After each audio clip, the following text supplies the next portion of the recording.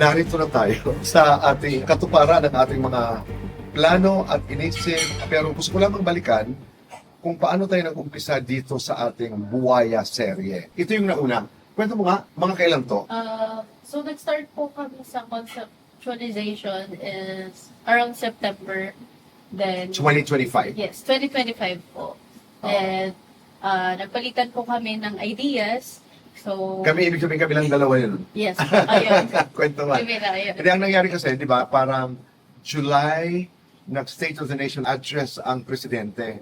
Doon inilabas yung listahan ng mga kontraktor yata, ng mga flood control projects na merong involved na corruption o di kaya mga ghost projects. Naalala ko yun. And then, August, September, sobrang ingay na. DPWH, yun lagi ang headlines, mga pera sa ibabaw ng table. Medyo later na yung malimaleta. Pero talagang nag-uumpisa na pumutok nun yung balita tungkol sa pagnanakaw ng pera po ng bayan.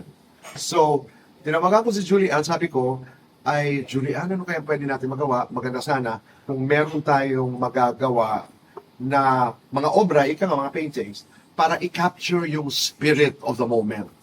So, doon kami nag-umpisa. Si Julian ay scholar ko po sa Philippine Women's University. She graduated last year, summa cum laude po, mula sa PWU. Congratulations. So, ang naalala ko, ang goal lang namin ay, sige nga, ilarawan mo kung paano natin dapat maalala. Kasi naniniwala ho ako na dapat itong nangyayari sa ating bayan ay dapat hindi makalimutan. We should continue to talk about this. We should continue to remember we must not forget itong flood control, itong trillion heist, ika nga. Lalo na in the context of dapat hindi ito nauulit at dapat matuto tayo at dapat mas klaro ang ating direksyon bilang mga Pilipino. Sino tayo, nasaan tayo sa usaping ito. So, yun, marami kami naman ang pag-usapan. Yung sinasabi ni Juliana, nag-usap kami ng konsepto. Sabi ko lamang, sige, gawa tayo ng tatlo, parang serye, Buwaya serye. Dahil yun naman talagang tawag natin doon sa mga taong mandarambong ng Kabanang Bayan. Plus, she will be doing 6 smaller paintings. Parang masuportahan po yung aming Buwaya serye, yung kwento ng mga buwaya na kinakain po ang pera ng bayan. Anyway, so ito yung inumpisa natin. Ano ang kwento, Julian? So dito po sa artwork na to, gusto ko lang ipakita na imbes na ang mga nasa gobyerno ang bumubuhat sa atin, at tayo po ang bumubuhat sa kanila. At very evident naman din po sa artwork na tayo ang nagsasuffer at sila ay very comfortable sa kanilang buhay ngayon habang kasama ang mga milyon-milyon or billion na perang kanilang ninakaw sa atin. And doon naman po sa background, may kita po yung broader situation ng Filipino life, which is, we can see poverty, poor healthcare, child labor, but still, there are fighters pa rin. Lumalaban. Yes, lumalaban sa kung ano bang pong issues ang lumalabas ngayon sa ating bansa. Napakaganda ng mga detalye. Halimbawa, ako naman hindi ako pintor po, pero nakakaantig talaga ng damdamin yung ginawa mo, Julian. Si tatay, si lolo, temo ang mata ni nanay, tapos ang bata kinakarga sa likod. Kahit yung veins ng kamay, alam mong kumakapit ng husto, nandyan po ang pera ng bayan. Tingnan niyo po si tatay. Yun po ang pagdurusa ng mga Pilipino pagdating sa corruption. Hindi mahirap. Gaano kahirap gawin ang ganito? Para magawa po yung ganito, syempre, parang sa akin, kasama yung experience ko, kumbaga, bilang hindi rin naman ako lumaki sa mayamang pamilya. So, ito, habang ginagawa ko po siya, actually, nararamdaman ko po yung hirap. Naging emotional ka? Yes po. Actually, You became emotional. and nagagalit din po at the same time while doing my work po. Oo. Ito naman yung detalye nasa mesa, katulad ng sabi ko nga sa'yo kanina, ako parang bilang Pilipino, medyo nagalit din ako nung nakita ko yung mesa ba yun? Punong-puno ng mga pera, di ba, na parang nanakaw mula sa DPWH. This is the rendition, ika nga, of Julian nilagay niya, nandiyan lahat ang pera, ayun, silang mga nagko-control, nag-enjoy, samantala naghihirap ang sambayanan. Napakaganda, it's powerful. Gaano mo katagal ginawa ito? Umabot po siya ng more than a month, siguro mga 1.5 months po. But how do you do it? Do you sketch first? Yes. Sa Can ano you po? Sige. walk us through the process? Okay, so, syempre po, yung sa conceptualization, bago ko siya gawin, kailangan buo na siya para mas clear po siya sa kung ano yung gagamitin ko kulay and everything. Then, gumagamit po ako ng grid method. Yung grid method po is yung reference mo, lalagyan mo ng grid, baga square, square, square. Tapos yun din po yung gagawin mo sa canvas mo. So, may grid din po siya. Then, saka mo po siya gagayahin. Ima-match mo kung ano yung nandun sa box na to para mas mabuo mo yung buong. Okay. Anong gamit mo dito para lamang sa mga hindi pamilyar? So, ito po ay oil paint. Then, kailangan mo po siyang patuyuin. Depende po sa brand, pero dito is 2 weeks maximum. So, carry na po yun. Then, final touch po is yung varnish niya. Bali, Julian, itong obra mo, itong ating serye na ito, na hopefully we can, put into an exhibit, ay ang una mong solo exhibit kung ito'y matutuloy. Ay excited. At napakalaking karangalan po at kasiyahan na maging bahagi ng journey ni Julian as an artist. So this is the first one.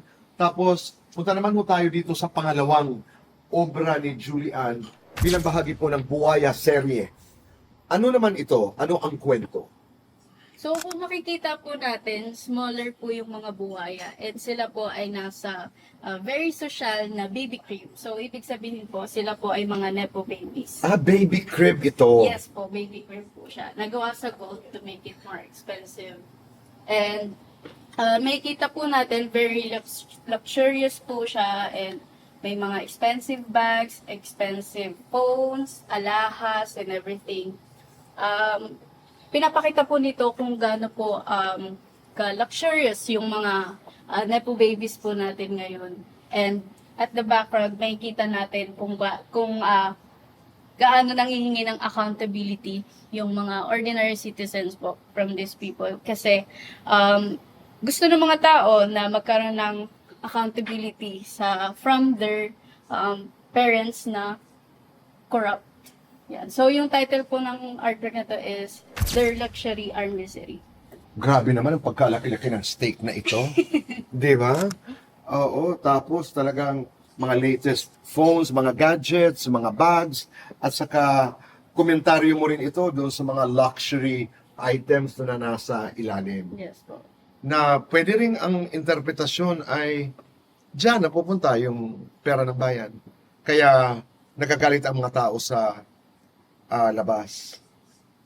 Dito naman tayo sa pangatlo. Ito yung final artwork, final painting ni Julian. Pagdating naman po dito sa third artwork, parang gusto kong ipakita kung bakit hindi natin nakukuha yung accountability and justice na hinahangad natin. Is because restraint po at hindi na balance yung justice natin. At may kita po yun kung bakit ganon, kasi nakakadena po yung figure of justice and may mga aso po dyan. And kung makikita nyo po, closely, kung titignan nyo, may mga nakasulat po sa color nila, and dun nyo po maintindihan kung bakit. Yan. So, meron po tayong judiciary, state agencies, Congress, yan, mga ganyan. So, may kita po dito na ang mga buhaya ang nasa itaas. Kaya rin naman po talaga mahirap makuha yung justice na hinahangad natin kasi sila ang may hawak. Kumbaga. Okay. Samantalang taong bayan, ayun, nalulunod sa baha. Opo. Yun. May kita natin, sobrang kalat, sobrang miserable. May humihingi ng tulong, may nalulunod. Nakakaiyak, nakakaawa. Kaya itong tatlong paintings po na ito ay hopefully ang magiging between ika nga sa isang exhibit na aming gagawin featuring other works of Julian. Plus, meron tayong 6, di ba? Na hindi kasing laki na ganito, pero bahagi pa rin ng Buwaya serye. Ano naman ang mga konsepto ng 6 na yun? Pagdating naman po doon, since smaller artworks na po siya, mas focus po siya sa iisang buhaya. And meron po siyang, for each artwork, may kanya-kanya po siyang personality or trait na kumbaga, um, Katulad ng ano? for example, balimbing, maka-Diyos kuno, and meron ding nakasuot ng maskara to para mauto yung mga Filipino, some of them. So may 6 tayong smaller artwork, paintings, na kasama po dito sa tatlong ito. Kailan, hopefully, we'll be able to put this together and we'll be able to mount this into an exhibit ngayong taon na ito. Maghahanap tayo ng tahanan, ika Yes, nga. po. Maraming salamat, Julian. At ngayon na nakita mo na ang iyong mga obra. Anong naglalaro sa isipan mo bilang artist, bilang Gen Z, bilang Pilipino, bilang mamamayan? Ano ang nais na sabihin ng iyong puso? For me lang, since alam ko maraming opinion ang bawat isa sa atin, pero ang gusto ko lang talagang sabihin is hindi tayo ang magkakalaban, kundi ang kalaban natin ay yung mga buhaya na nasa itaas. And sana hindi tayo nag-aaway-away. And imbes na maging kumampi tayo sa isang politiko, dapat kampi tayo sa Pilipino mismo. Ayun. Simple lamang yung goal ko po nung una kaming nag-uusap ni Julian. Sana'y maging bahagi ito sa kwento sa hindi pagkalimot nating lahat sa chapter na ito ng ating buhay bilang isang bayan. Na once upon a time, lahat ito naganap, captured by the brilliant rendition, ika nga, of our story by Julian. We must always remember, we must not forget, para tayo makausad, para matutunan natin ang mga leksyon na sana'y hindi na ganito ang mangyari, sana'y hindi na nalulunod ang mga tao, sana'y hindi, wala ng mga tanikala, sana'y hindi na kargahin ang pasanin, ika nga, ang mesang ito, ang upuan na ito, ng mga swapang na tao na patuloy na nang-aabuso.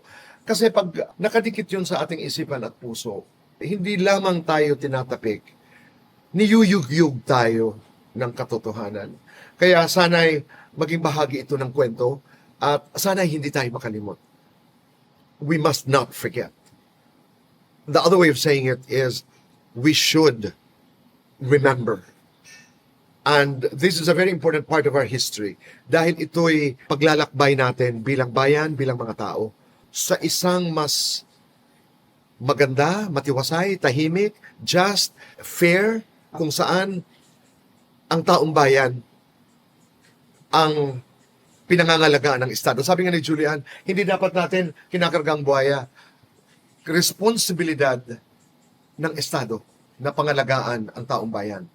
At sana ay katulad nung mga nasa likod, huwag tayo huminto sa ating laban para sa mas magandang bukas ng ating mga anak, nating lahat, para sa kung ano ang nararapat sa atin at kung ano ang tama. At ipaglaban natin ang isang Pilipinas na masagana ang buhay, na merong hustisya, na wala na masyadong manloloko. Kaya maraming salamat, Julian, para dito sa Buhaya Serie, ika nga. At maraming salamat po sa inyong pagiging bahagi ng kwentong ito na idinaan ni Julian sa kanyang talento sa pagpinta. Maraming salamat po.